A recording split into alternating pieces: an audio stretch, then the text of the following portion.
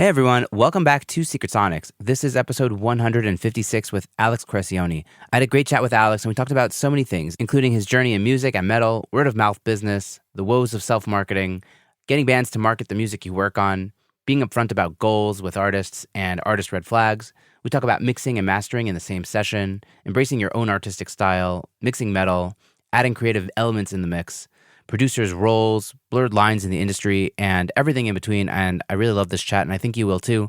So here's my conversation with Alex Crescioni coming up right here on Secret Sonics. Hey everyone. If you're anything like me, you often find yourself looking for business insight in podcasts. And I'm sure many of you are also into meditation and reflection to help better understand yourself. Former guest of the show, Carl Bonner, decided to launch a podcast that brings these two elements together. It's a series of guided self-reflection exercises, but specifically for freelance creatives like you and me, focusing on the struggles we face as we try to grow our businesses, while also finding more happiness in the work that we do. It's called Thanks for Thinking. It's definitely an unusual format, but if you want to grow your self-awareness, find deeper career satisfaction, and make more money, then I think this podcast might be for you. Experience it for yourself and click the link in the show notes below. You're listening to Secret Sonics, a podcast exploring the creative side of music production. Join us weekly for honest conversations with real-world music producers and audio professionals.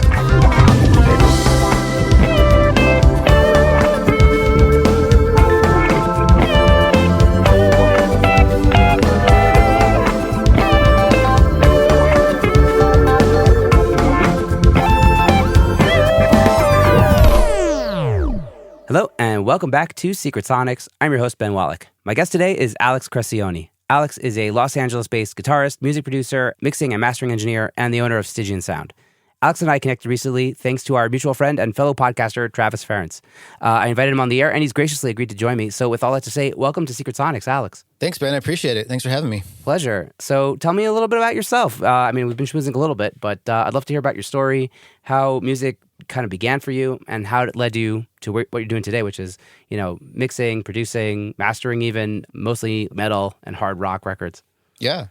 To keep it somewhat brief, since it's a lot, but in a nutshell, I basically I fell in love with music at a young age, and my parents introduced me to, they asked me to do piano lessons, so I started doing piano.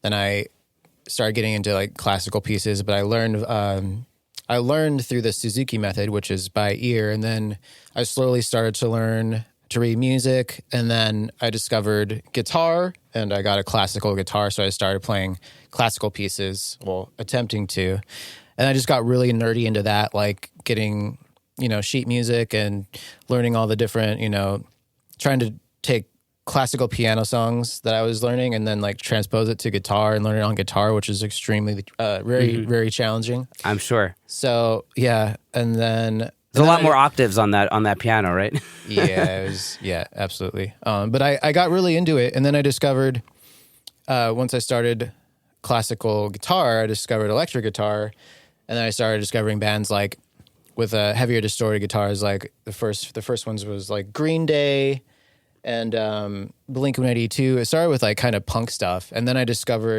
one day I discovered Korn, and it all changed dramatically from that point on. Discovered the low, crazy sounding fuzz, low tune guitars. And at that time when I first heard, it was the self-titled Korn album, because they were tuned to, I believe that was 1994 when that came out, but they were tuned to drop A on 7-string guitars, and I had heard nothing like that ever before. So I was immediately wanting to get a 7-string guitar, so I saved up and got one. And then I started to discover bands like Fear Factory and Cradle of Filth and Cold Chamber, all these really heavy guitar-driven bands, and I guess a lot of it was during the nu metal boom phase. And I also discovered from nu metal more heavier stuff like death metal, black metal, industrial metal, all that kind of stuff. So I started playing in bands. This was before the internet, right when the internet was starting, with AOL, but I was getting my friends together, and we would start garage bands and stuff, and just, get really into it. And that started, and we played a couple shows when I was in high school, and then I decided to try and get into music school. So I applied for Musicians Institute, and I went straight there right after I graduated high school. And then I met people there, learned about, guitar theory and jazz and all that stuff, got really, really submerged into it. And then I discovered met somebody who owned a studio in the band I was in at the time. We went ahead and recorded with him. And I just fell in love with the recording process and audio engineering. And then I decided to try a course at MI for audio engineering. And I just fell in love with that. And I was able to take like my music skills into audio engineering, which is like a big plus, because there are audio engineers and producers that don't know how to play instruments, if you would believe that, which is weird to me. Yeah, But, me too. So I took all that experience into engineering, and then I decided like this is what I absolutely love, and I just ran with it. And like the first goal was like, I want to be in a famous band and tour and do all that.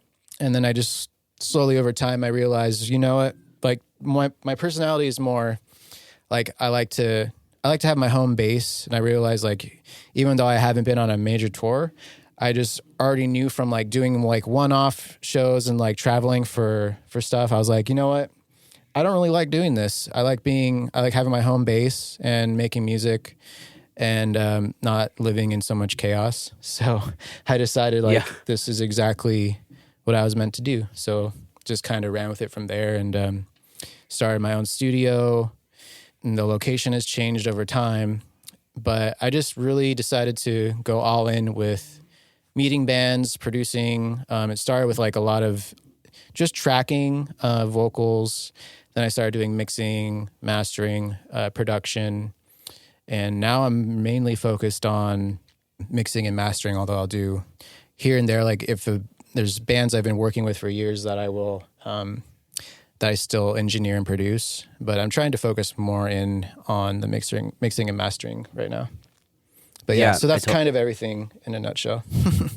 Amazing. Well, you mentioned that you're. I mean, you didn't mention this, but I know that your studio is based out of the Sound City complex. Mm-hmm. How big is your space? What are you able to do inside of your space? What does that look like? What does the studio? It's pretty small. Entail? It's a pretty small space. I have my control room where I do all the mixing and mastering, of course. And I have another room where I do vocal. If I need to track vocals, I'll do it in here. Or if I need to track guitars, I got some cabs mic'd up. I can do pretty much everything besides drums. And although I have tried to do drums in here before and it's worked, but it's not ideal because it's pretty crammed and it's like the lounge, like booth area. But I have done it before. But yeah, when I do need to track drums, I have a few other go-to studios for that. But pretty much everything I can do here besides drums. Yeah, the overdub process and everything else. Yeah, that makes a lot of sense. Did you have like any mentors, anybody that kind of helped you along the way when you were getting started to kind of like, I don't know, guide you in the right direction? Or was it all kind of like the DIY method? It was a lot of DIY. I did end up meeting people in the industry just over time. I met someone named Chris Collier, who he's a big rock and metal producer now, and he just produced the newest Korn album, and he's helped me along, over the past 10 years. Like, we've actually, we've worked together here and there. He's hired me, I've hired him for projects, and we just keep in touch, and he's really helped me just with certain aspects of mixing and mastering and also just people skills and whatnot. So he's one of them. Also, I had a buddy, he passed away earlier this year, but his name was Mike Wells, a mastering engineer. And I've heard good, amazing things about him. Yeah, he was a good friend of mine. And I learned a lot from him. Not as much about mastering because we talked about it, but what I did learn a lot from him was about just like being grateful and he was really great with people and just more like the social part of the job in the industry. And right. Yeah, actually I met him the same day I met Dr. Ford. We met at there's an event in LA. The place is called Pro Audio LA, and when there was like this mixer event that they held, and I met Dr. Ford and Mike there on the same day, and we all just stayed in touch from then on. But Mike Wells was a big mentor and inspiration. Like whether he realized it or not, like he was definitely a mentor for me. Yeah. I remember Dr. Ford also mentioning when I interviewed him about him, and I know Matt Boudreau, also from Working Class Audio, was friends and tight with him, and so I'm sorry about your loss. Thank you. Yeah, it seems like the industry is missing an important person. Yeah. Yeah. So I guess shifting to happier things. Let's talk about how artists find you. How does work come your way these days usually? It's still a mystery to me because there'll be months where I'm sure, as you can relate to this, I think every audio engineer, every producer, mixer, mastering engineer can relate to this. Like there's some months where I'm just like overwhelmed with inquiries and work, and then there's some months where it's like ghost town. And there's like, I understand the industry has its, there's the time when bands are touring and whatnot, and like the holiday season where people aren't working as much. But sometimes, like some years it's really random, some years it's like pretty steady. To expect a dry month is pretty consistent every year. Like December is often pretty dry for me. June and July, just like, so I'm anticipating this already, but I'm not really sure. It's like, I think it's mostly word of mouth, but sometimes I'll get random inquiries just through social media. I guess it's mainly from the more work you do, the more your name is out there and the more people see your work and they might like something you've done. So they get in touch with you. But honestly, it's still a mystery to me. I'm not really sure. And it's like, it's kind of frustrating to figure out, okay, what's the best way to, because, when you have those dry months, you're like, okay, what do I need to do to get some work going here? And it's like, I don't really know. I just have to kind of sit back and hope for the best sometimes, because I'm kind of torn between like, there's some people that say, no, you need to just cold email people and like, obviously don't be a dick, but you need to like, you need to show people that you exist and show them your work. And at the same time, like, then I think about, cause I'll get engineers and other engineers, mixers and producers, mastering people that they'll just spam me with like messages. Like, if you ever need this, blah, blah, blah. If you ever need, and it's just like, sometimes it's just too much. And it's like, I don't want to be one of those people. So I often think like, I don't want to, unless like something gets really desperate, then maybe like if a month is really bad or like I'm really needing work, then maybe I will put that out there. But I tried not to like, I try to just keep it, most of the time the work just comes in at the very last minute, like right before I need to, make a serious decision on what to do. You know what I mean? Yeah. You have those last minute Hail Marys. They come through. Yeah, it's interesting that this whole like discussion of like work and where it comes from and the seasons of the famine and the feast, and like sometimes like when you're feasting, it's like, let's just get through this feast period so that I could be done with it. But then it's too dry afterwards. Yeah, it can be very scary because like the months I've learned, like the months where things are going really well, I'm like, okay, well, I still like I'm very conservative with like finances, because I'm always thinking ahead, like there's going to be a month in the future where things are going to suck. So you need to save for that. So I'm like, I try to be very smart about finances, Yeah, no, that's good, man. Me too. Don't take too many chances with your revenue. But yeah, I feel like I mean, from what I've talked to some people, it seems like it's a good idea to kind of just always be planting seeds and like doing artist outreach like all the time, especially when you're busy, so that when you're not busy, you're still busy. Yeah. But it's so hard to stay focused on all those things at once, right? It's like we work so hard to be like great engineers or producers.